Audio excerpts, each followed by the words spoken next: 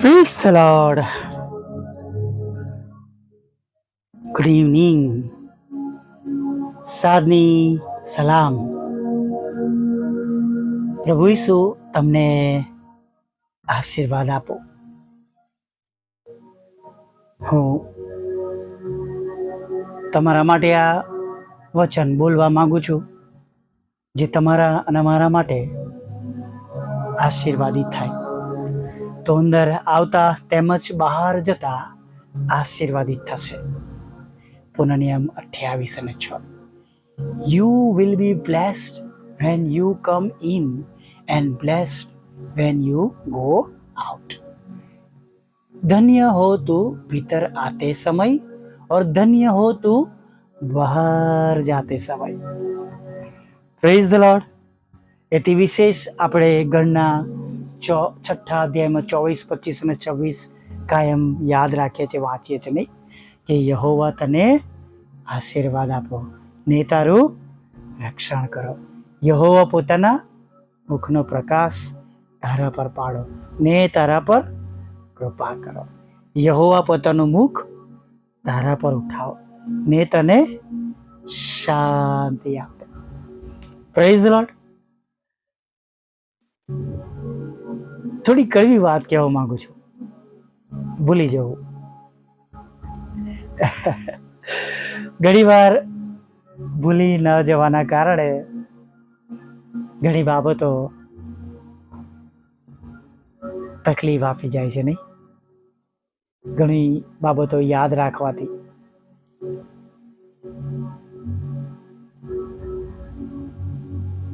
મનને દુઃખી કરી દે છે. હું તમને યુસુફના જીવનની વાત કરવા માંગુ છું. તેણે તેના પહેલા દીકરાનું નામ મનાશે પાડ્યું. મ પછી ના, પછી અડધો શ, પછી શ અને એના પર માત્ર, ને પછી મનાશે. મતલબ એ સમયમાં એનો અર્થ એ પ્રમાણે થાય છે કે વિસરી જવું. અને યુસુફ કહે છે કે દેવે મારા સર્વ કષ્ટ તથા મારા બાપના ઘરનું સર્વ મને વિસરાવી દીધું છે. ઉત્પત્તિ 41 અને 51. અને આમ તે પોતાના દીકરાનું નામ પાડે છે. કેટલી બધી બાબતો યુસુફ ભૂલી ગયો. તમે જુઓ કે એની સાથે કેવો અન્યાય થયો નહીં. જુવાન હતો ત્યારે એના ભાઈઓ તરફથી તેઓની ઈર્ષાનો તે ભોગ બન્યો. પોતાના જ ભાઈઓને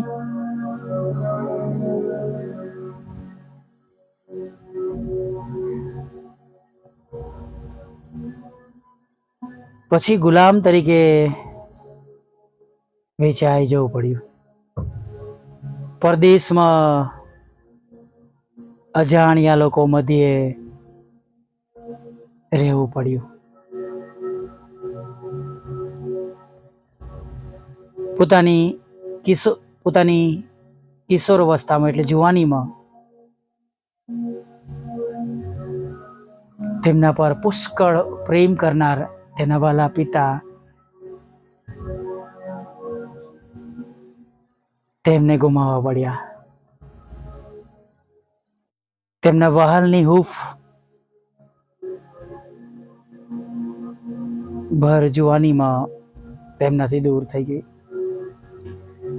ખોટા તોહમતો ના લીધે જેલમાં રહેવું પડ્યું.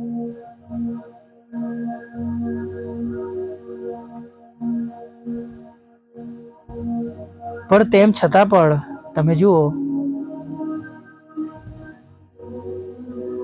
તેણે તેમના ભાઈઓ પર દ્વેષ રાખ્યો નહીં, બધું વિસરી ગયો.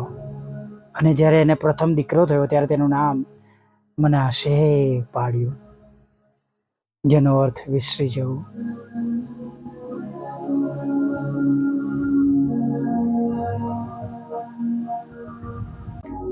આપણે પણ ઘણી બધી એવી બાબતો પ્રભુના નામમાં ભૂલી જઈશું, મૂકી દઈશું, છોડી દઈશું. એનો આશીર્વાદ, એનો આનંદ બહુ મોટો છે વાલા મિત્રો. લડવા ઝઘડવા કરતા પ્રેમથી રહેવામાં બહુ મજા છે.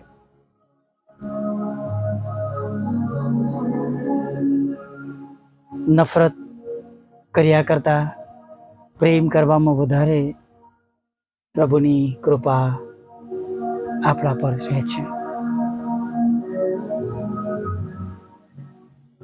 અને નફરત, ગુસ્સો, લડાઈ ઝઘડો અને માફી ન આપવાને માટે મજબૂર કરે છે આપણને. પણ પ્રેમ ભૂલી જવામાં મદદ કરે છે, માફી આપવામાં મદદ કરે છે.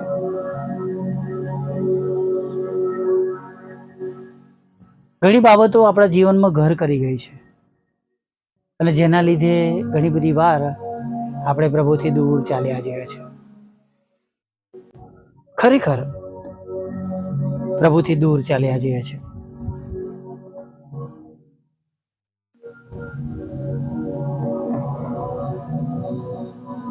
જે પ્રભુની તમે અને હું ઉપાસના કરીએ છીએ, આરાધના કરીએ છીએ, એ આપણને બચાવી શકે છે.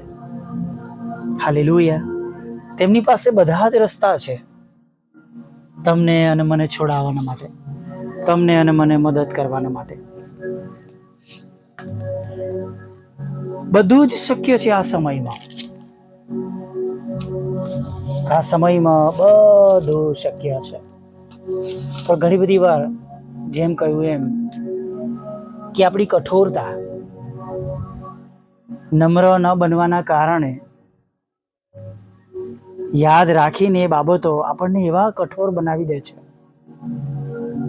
એ ઘણી બધી વાર એ બધી બાબતો આપણને ઈશ્વરની આજ્ઞાઓનું ઉલ્લંઘન કરવાના માટે દોરી જાય છે.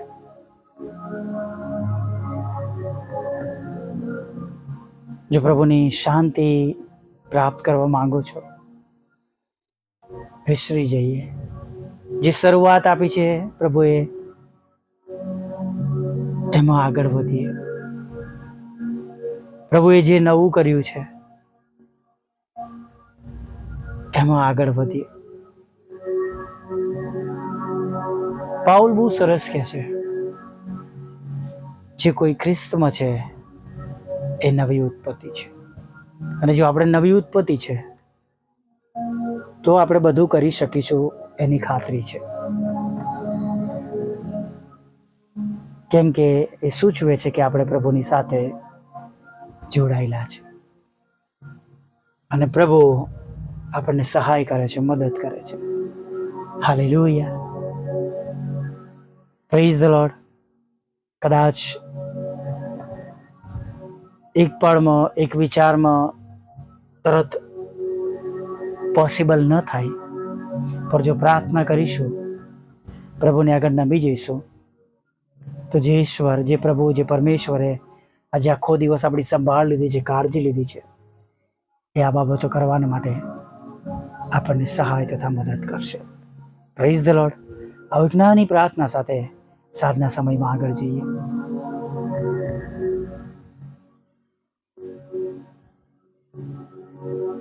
ભલા પ્રભુ, અમે તમારી સ્તુતિ કરીએ છીએ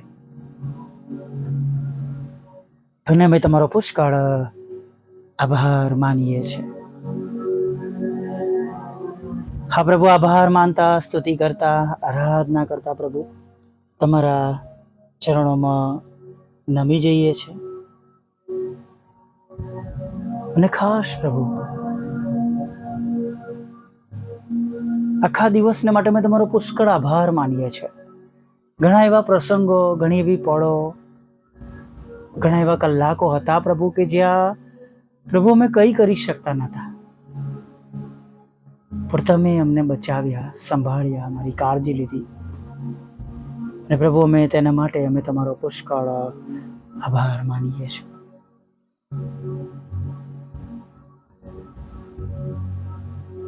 હમણાં આજે અત્યારે જ્યારે પ્રભુ અમે તમારી પવિત્ર હજુરમાં છે પ્રભુ,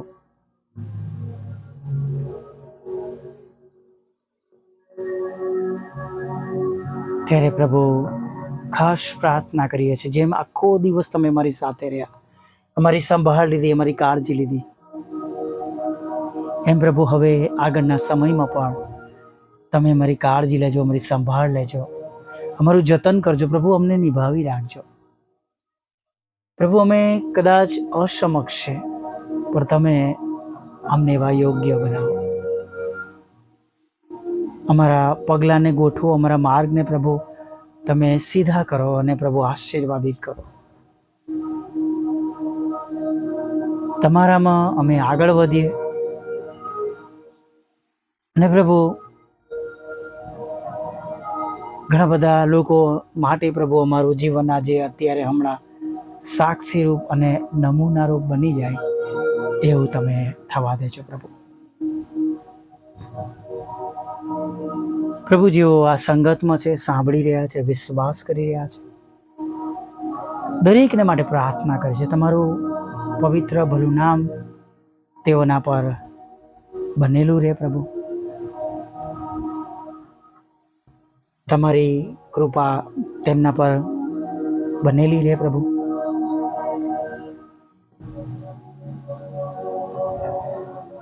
અને ખાસ પ્રભુ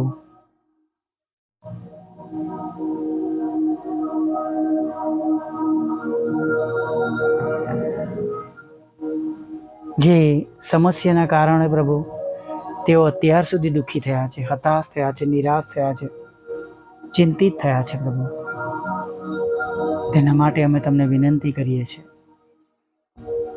તમે એમને તેમાંથી છોડાવો.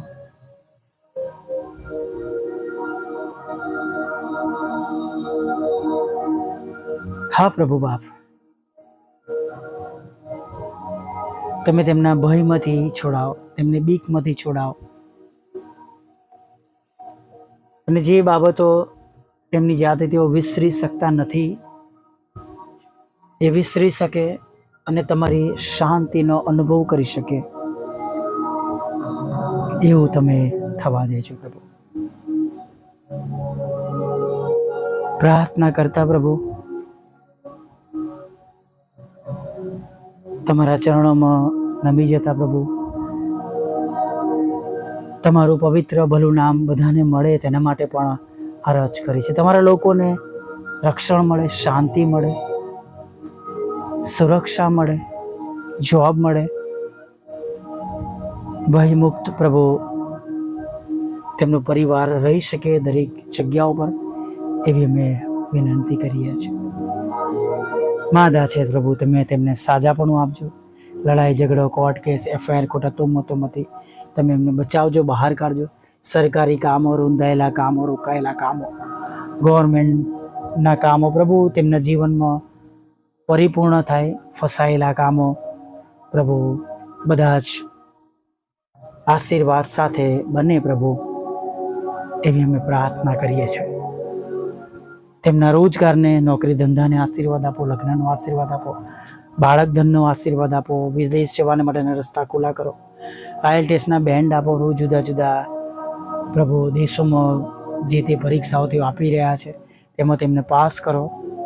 અને ખાસ પ્રભુ વિધરો, વિધવા બહેનો, અનાથો, મનબુદ્ધ લોકો, માનસિક રોગીઓ, વિકલાંગોની પણ તમે મુલાકાત લો એવી પ્રાર્થના કરીએ છીએ પ્રભુ. હા પ્રભુ, પાસપોર્ટ, વિઝાના પ્રશ્નો, ટ્રાવેલ એજન્ટના પ્રશ્નો, ફસાઈ ગયેલા નાણાં, ખોવાઈ ગયેલા નાણાં, છેતરપિંડીથી પડાવી લીધેલા નાણાં, પ્રોપર્ટી, આ બધું તેમને પાછું અપાવજો. તમારી સેવિકાના ખેતરમાંથી પ્રભુ એ કડવા નામો નીકળી જાય, તેનો કબજો તેમને મળે એવું થવા દો. તમારી સેવિકાઓનો એ મકાનો પ્રભુ જે તે શહેરમાં છે ત્યાં વેચાય પ્રભુ, અને તેનો આશીર્વાદ તેમને મળે એવી પ્રાર્થના કરીએ છીએ. જે ખેતરનો પ્રશ્નો છે પ્રભુ, એનો પણ તમે પ્રશ્નો દૂર કરજો અને રસ્તા ખુલ્લા કરજો પ્રભુ. લોનની જરૂર છે, મકાન ખરીદવા માટે તેમને લોન મળે એવી આગ્રહથી અમે પ્રાર્થના કરીએ છીએ પ્રભુ. પ્રભુ અમારી પણ સાથે રહેજો. છેલ્લી બાબત જે વાહનના રૂપમાં તમારી આગળ રજૂ કરી છે પ્રભુ, એના રસ્તા પ્રભુ તમે ખુલ્લા કરજો પ્રભુ પિતા. અમારા બંધ દરવાજા ખુલ્લા કરો, અમારા સતાવનારાના હૃદય મનોને બદલો પ્રભુ. જે ગુમાવ્યું છે પ્રભુ, તમારા આશીર્વાદ સાથે પ્રભુ, બમણા આશીર્વાદ સાથે પ્રભુ અમે પાછું મેળવી શકીએ એવું તમે થવા દેજો પ્રભુ પિતા. હા પરમેશ્વર પિતા, જે દેવાઓમાં છે, નિરાશ થઈ ગયા છે, એમને દેવાઓમાંથી બહાર કાઢજો અને દરેક ઘરની આર્થિક પરિસ્થિતિને પ્રભુ તમે સંભાળી લેજો. રાત્રિમાં મીઠી નિદ્રા આપજો, ખોરાક વસ્ત્ર અન્ન પાણી આપજો, પાપોની ક્ષમા કરજો અને એક સુંદર નવી સવારમાં તમારું ભજન કરવાનો તક આપજો. માગતા પ્રભુ ઈસુમાં બાબા આટલું સાંભળો, દેવ આપ માન્ય કરજો. આમીન આમીન આમીન.